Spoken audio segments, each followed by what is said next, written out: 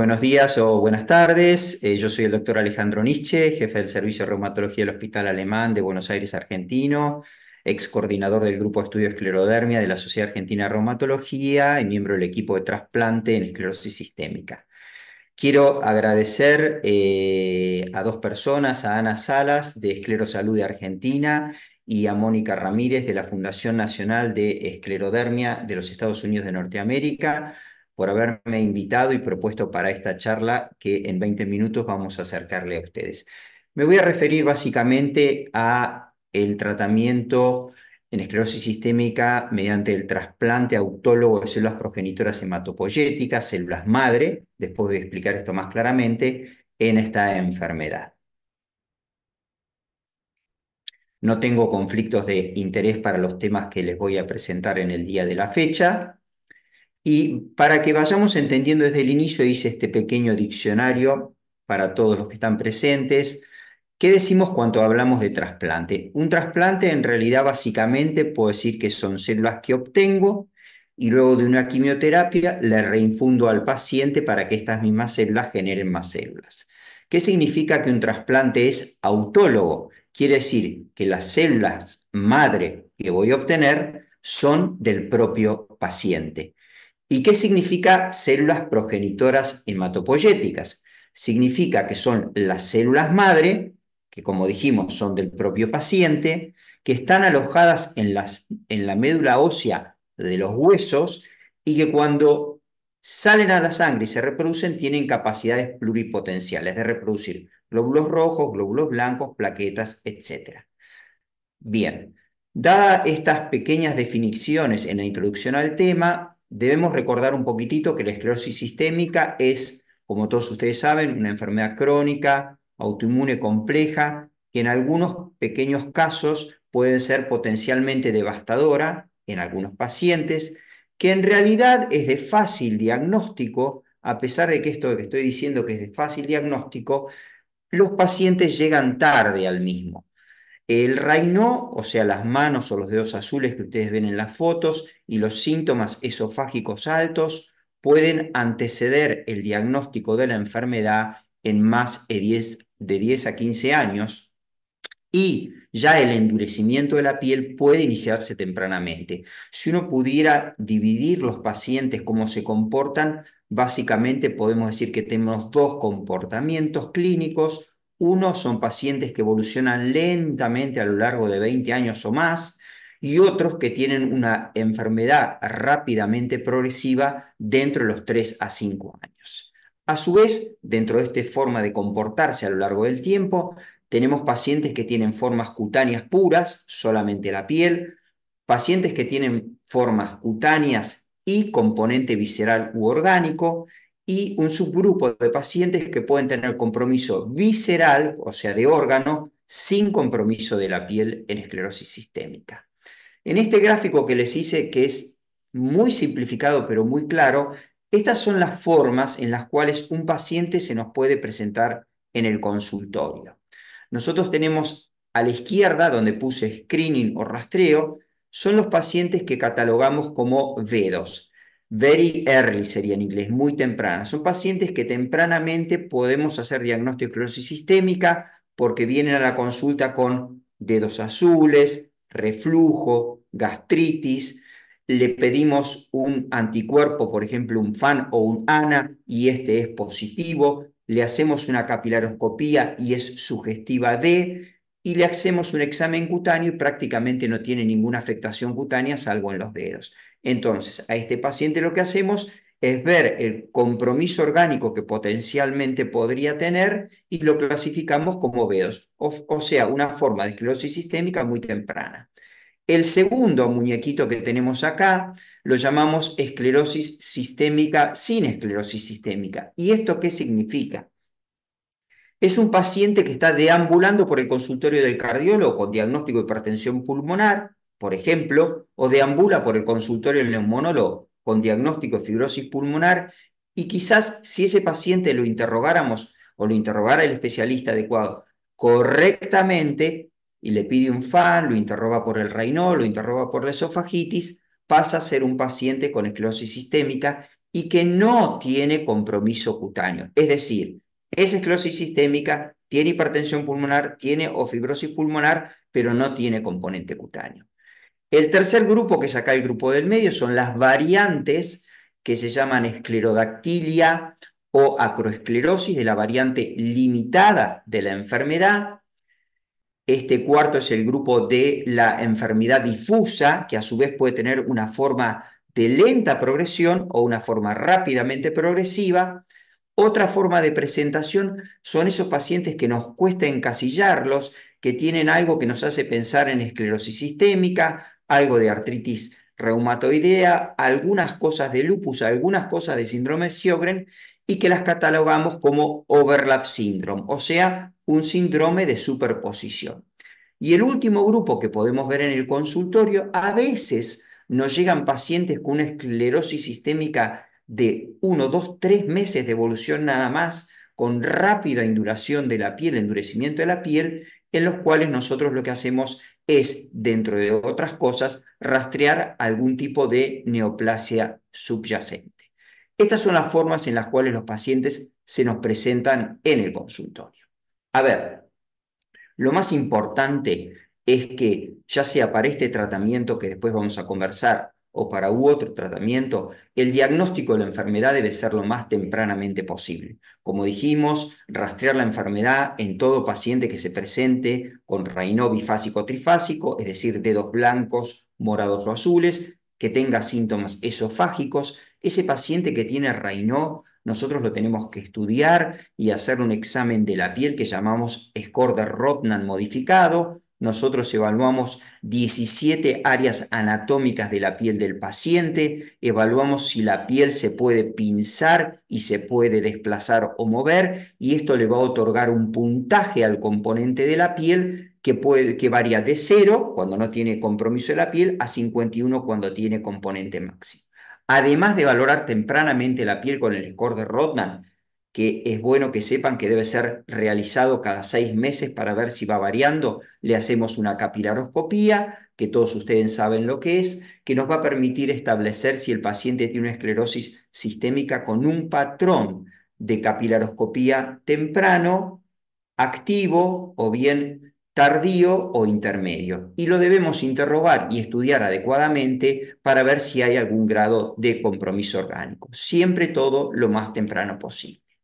Entonces, a este paciente que yo tengo ya un diagnóstico de una esclerosis sistémica, tengo que estratificarlo. ¿Esto qué significa? Ver qué tipo de evolución tiene. Entonces, respecto de la piel, como dije anteriormente, básicamente tengo que definir si es un paciente con una enfermedad difusa o limitada, porque esto me va a hablar de componente orgánico. ¿Cuál es el Rodnan? Es decir, el puntaje de la piel de ese paciente. Para nosotros, un Rodnan mayor de 12 o 14 es un Rodnan elevado y habla de pronóstico, incluso de pronóstico componente orgánico. Si ese paciente no lo conozco de ahora porque ya viene seguido por otro colega, nosotros lo que vamos a ver es cómo evoluciona el Rodnan en los últimos 6 meses. Como dije, lo hacemos cada 6 meses y vemos si mejora y empeora. Vamos a buscar lo que llamamos fricción tendinosa, que es algo muy fácil de evaluar por el médico reumatólogo, pero que la fricción tendinosa nos va a estar hablando de actividad inflamatoria de la enfermedad. Es muy importante decir claramente cuánto tiempo de evolución tiene la enfermedad, porque no nos debemos equivocar. Decimos que el Raynaud, la esofagitis pueden anteceder en más de 10 años al diagnóstico de la enfermedad, pero cuando decimos este paciente tiene una esclerosis sistémica de 3 meses de evolución, está referida cuando aparece la segunda manifestación que no sea el Raynaud. Esto es muy importante decir la evolución.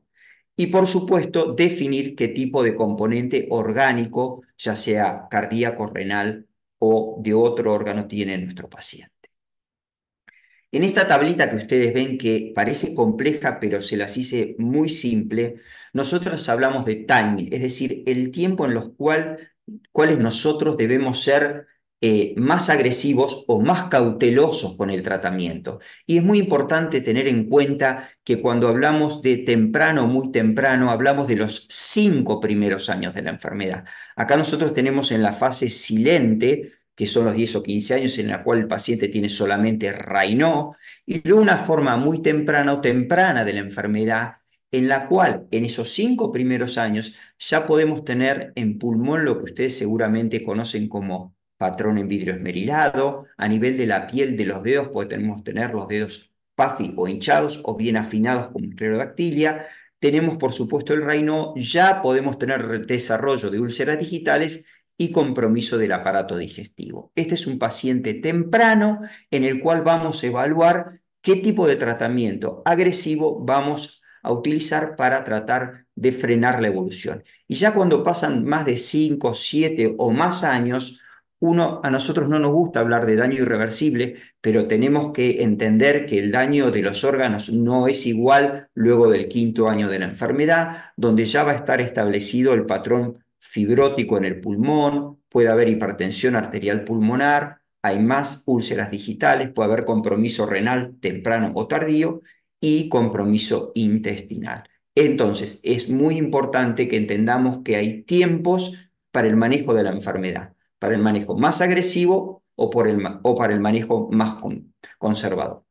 Esta es una gráfica que la saqué de un trabajo del año anterior que me pareció muy interesante, es muy fácil de entender. Ustedes tienen acá en vertical el cambio en el score de Rodnan, que recuerden que el score de Rodnan es el endurecimiento de la piel. Y en este, que es la flecha que está bajando a la derecha, es improvement, es mejoría. Las pelotas azules, el tamaño de la pelota azul me marca el tratamiento más eficaz para los pacientes. Y cuando ustedes ven para el componente cutáneo la caída en el score de Rodnan y la mejoría de la piel, el componente más grande que ha demostrado eficacia es el trasplante autólogo de células progenitoras hematopoyéticas.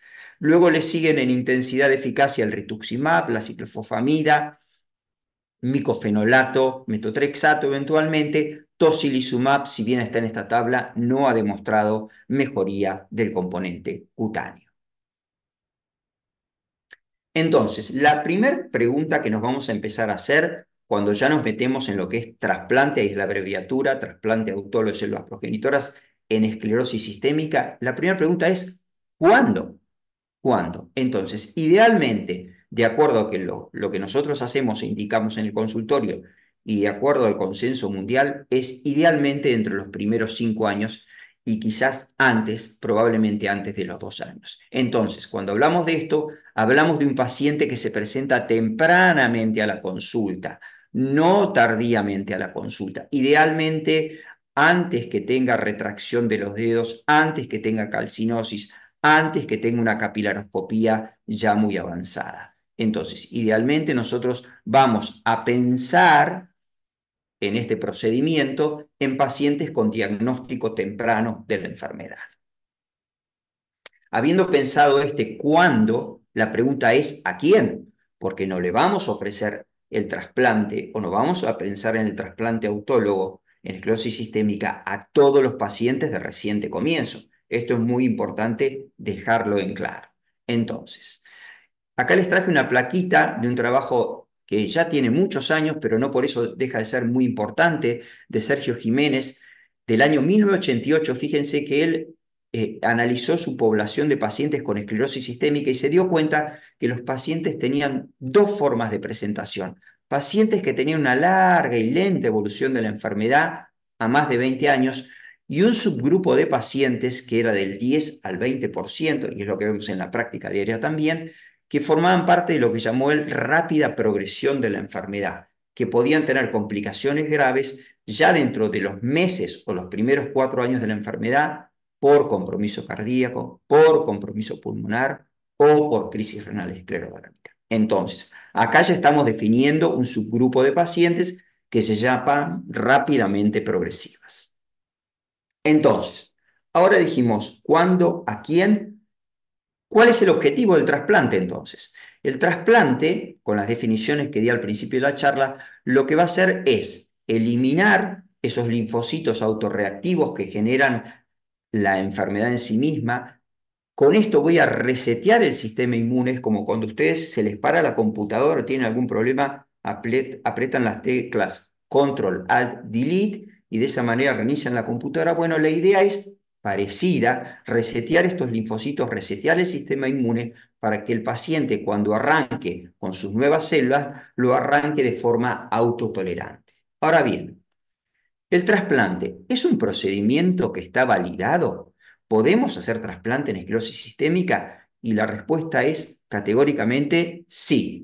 Ya en el año 2017 el Grupo Europeo EULAR definió con grado de recomendación A, o sea, es un fuerte nivel de evidencia, el trasplante para el subgrupo de pacientes que definí antes con esclerosis sistémica rápidamente progresiva y con riesgo de falla orgánica.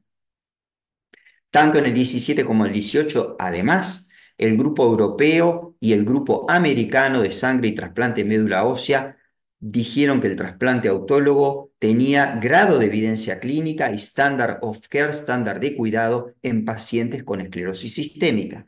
Y en nuestro país, en Argentina, ya en el año 2012, nosotros teníamos la opción clínica, es decir, a criterio del médico tratante, pero esto era un abanico demasiado grande, y finalmente, en el año 2021, el Ministerio de Salud Pública y el INCUCAI, quien es el que valida los procedimientos de trasplante, recomendaron el trasplante también con grado de recomendación A para pacientes con esclerosis sistémica. Entonces, ¿cómo es el procedimiento del trasplante? Y este dibujito de una persona conectada a una máquina es bastante, se parece bastante a la realidad. Entonces, el procedimiento, ¿a quién se lo vamos a hacer? Como dijimos antes, o se lo vamos a ofrecer a pacientes con esclerosis sistémica de la variante difusa, quiere decir que la piel está dura, proximal, o sea, hacia arriba de los codos y hacia arriba de las rodillas, con afectación del tronco. Cuando tempranamente, como les dije anteriormente, antes de los 5 años, si es posible con menos de 2 años de la enfermedad, que tengan rápida progresión, que me hayan empeorado la piel medida por Rotnan en 12 a 14 puntos, ya sea desde el basal o que me hayan empeorado en otros 12 a 14 puntos adicionalmente. Como dijimos antes también, pacientes que tengan fricción tendinosa pueden tener algún grado de compromiso orgánico, ya sea pulmonar o cardíaco. Se ha visto que aquellos pacientes que tienen unos anticuerpos que se llaman antiescleros 70 o anti-RNA polimerasa 3 son rápidamente progresores de la enfermedad, o sea que estos serían unos candidatos a seleccionar eventualmente, y como dije antes, el grado de compromiso puede ser variable y queda a criterio del grupo reumatólogo tratante. Bien, entonces, vamos a hacer el journey, el día de este paciente que va a ser sometido al trasplante. Ya definimos que las células madre son células progenitoras que están en la médula ósea. Entonces, lo que nosotros vamos a hacer es darle al paciente factores estimulantes que se los damos en la vena con la finalidad de hacer que esas células madre que están en la médula ósea, que están en los huesos, pasen a la sangre, y nosotros posteriormente lo que vamos a hacer es sacar esa sangre venosa y vamos a buscar esas células madre que llamamos idealmente CD34 positivos. Esas células madre que le sacamos al paciente de la sangre las vamos a frizar, criopreservar es el término correcto, y durante unos 4 o 5 días posteriormente a que obtengo las células madre, vamos a someter al paciente a un régimen llamado condicionante, que no es nada más y nada menos que una quimioterapia. Y para que ustedes entiendan la importancia, la severidad o la jerarquía de este procedimiento, es un procedimiento similar al que se le hace a un paciente que tiene una leucemia o una enfermedad oncohematológica. Luego que terminé esos 4 o 5 días de quimioterapia, lo que hago es desfrizar esas células madre del propio paciente y se las voy a devolver al paciente, como ustedes ven acá en el dibujo que les dije anteriormente. Y mediante factores estimulantes voy a hacer que esas células madre que son del paciente y que se las devolví, empiecen a producir nuevamente glóbulos rojos, glóbulos blancos y plaquetas. Y cuando el paciente empieza a recuperar esa serie de células que están a partir de las células madres, lo voy a dar el alta y lo voy a seguir con una profilaxis para evitar infecciones, con antibióticos, antimicóticos y antivirales. Este sería el circuito del trasplante de médula en estos pacientes. Aunque esto está dirigido a pacientes, pero es importante que sepamos que existen estudios que justificaron el trasplante, que se llamaron Astis y Scott. Son estudios que se estudió en pacientes con esclerosis sistémica, pacientes se sometieron a trasplante y pacientes se compararon contra ciclofosfamida. Vamos a hablar primero de las complicaciones y las recaídas. El trasplante tiene una mortalidad del 3 al 10% de los pacientes dentro del primer año. Y esto es sobre todo a infecciones graves. Aún así, tengamos en cuenta que la mortalidad en el grupo ciclofosfamida fue del doble que en el grupo trasplantado. ¿El trasplante asegura que tengamos una buena evolución? No. Incluso podemos tener una recaída del 5 al 20% de los pacientes y esto va a depender de la demora que incluyamos al paciente al trasplante y del mayor compromiso orgánico de este paciente. Pero cuando miramos del lado de las buenas noticias y sobre todo el estudio Scott que marca un seguimiento a 10-11 años de los pacientes, de los pacientes sometidos al trasplante, el 88% habían tenido sobrevida y lo más destacable, la mayoría de ellos, el 92% con esclerosis sistémica y trasplante, estaban libres de enfermedad activa y no recibían inmunosupresores. Y cuando analizan los datos a 11 años de seguimiento, los pacientes estaban sin falla orgánica, con mejoría de la piel, con mejoría de la capacidad vital forzada en el pulmón y con mejoría de la calidad de vida, siempre comparado contra ciclofosfamida. Este es un pequeño trabajito que lo agregué porque me parece muy práctico y muy interesante, es del grupo Germano. Ellos lo que hacen es tomar su población de pacientes con esclerosis sistémica, un total de 1.330 pacientes, comparan la evolución de estos pacientes totales de 1.330 contra un grupo que tenía mucho compromiso de piel y órganos, que son 236, y tienen un tercer grupo control, que son 80 pacientes sometidos a trasplante. Con la diferencia de lo que dije anteriormente, que acá incluyen pacientes más severos aún, con componente cardíaco, con componente pulmonar y con compromiso renal. Y lo que observen, lo que se ve en estas tablas, es que a pesar de que hay pacientes con más riesgo dentro de este grupo, el análisis muestra que hay una diferencia a favor en la sobrevida del grupo trasplantado. Los autores de este grupo recomiendan trasplantar los pacientes que se seleccionen con menos de 2 años de seguimiento, porque ellos ven que luego de los 2 años hay mayor fibrosis pulmonar y cardíaco. E incluyen pacientes dentro del trasplante que tienen más de 7 años de diagnóstico de la enfermedad.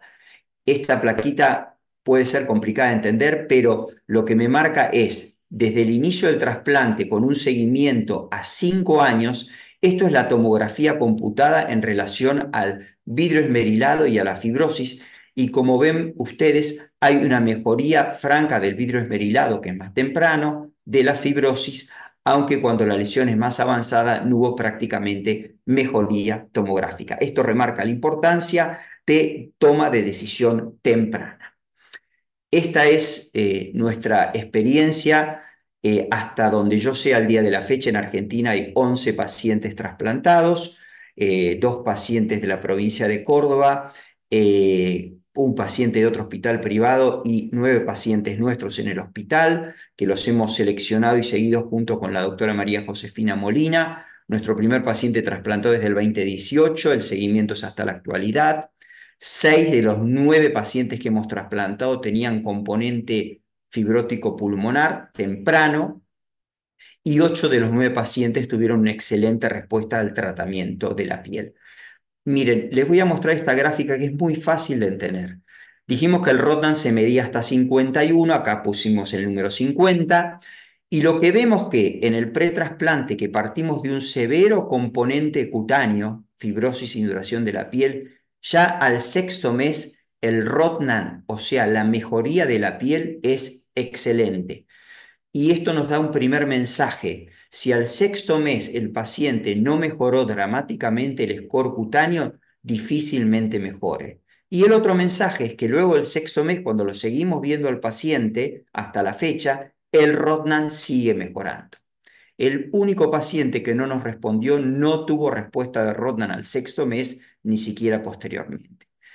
3 de los 9 pacientes que nosotros seguimos normalizaron la capilaroscopía. Tuvimos 4 en 9 pacientes complicaciones inmediatas al trasplante, pero ninguna grave. Un paciente sí estuvo internado gravemente con una sepsis y un cuadro neurológico, pero se fue de alta sin complicaciones. Y 3 pacientes tuvieron complicaciones que son propias de trasplante. Una se llama enfermedad del suero y el otro se llama síndrome del injerto. Entonces, para ya ir cerrando esta charla y agradeciéndoles nuevamente el tiempo que me han permitido transmitirles, quiero decirles que el tratamiento de la esclerosis sistémica en general es un desafío, pero el pronóstico de cómo les va a ir a nuestros pacientes, tanto aquellos que evolucionen rápidamente o largamente a lo largo del tiempo, va a depender exclusivamente de las decisiones terapéuticas que nosotros tomemos a lo largo del tiempo. Quiero remarcar que el trasplante de médula es solamente para un muy pequeño subgrupo de pacientes que sean esclerosis sistémicas rápidamente progresivas de la variante cutánea difusa y que tengan no más de 2 a 5 años de evolución. Que lo puedo llegar a ofrecer, como lo hemos hecho nosotros, en pacientes que no han recibido tratamientos previos o bien en pacientes que ya recibieron otros tratamientos. Lo que sí exigimos que nuestro paciente que va a ser trasplantado tenga un ROM, un componente cutáneo basal, de por lo menos 14 o más puntos. Podemos incluir pacientes con algún grado de compromiso cardíaco, pulmonar o renal. Eso lo valoremos en cada caso. Debemos sí marcar o debo marcar que la hipertensión pulmonar es una contraindicación. Y si bien los datos son alentadores, tanto el paciente como la familia deben estar adecuadamente informados de la posibilidad de recaída y de complicaciones. Y como dije antes, la esperanza es que el trasplante en este pequeño grupo de pacientes nos ha mejorado dramáticamente la piel, ha estabilizado la función de los pulmones, ha estabilizado la tomografía computada, ha mejorado la calidad de vida, ha revertido algunas manifestaciones. Esto fue presentado en un póster en el eular del estómago, se llama GAIF, que es el estómago en sandía, y ha normalizado la capilaroscopía en algunos de nuestros pacientes. Bueno, les agradezco nuevamente a Soporte Técnico, a Ana Salas y a Mónica Ramírez por haberme invitado a participar de esta Jornada Internacional de Esclerodermia. Muchas gracias.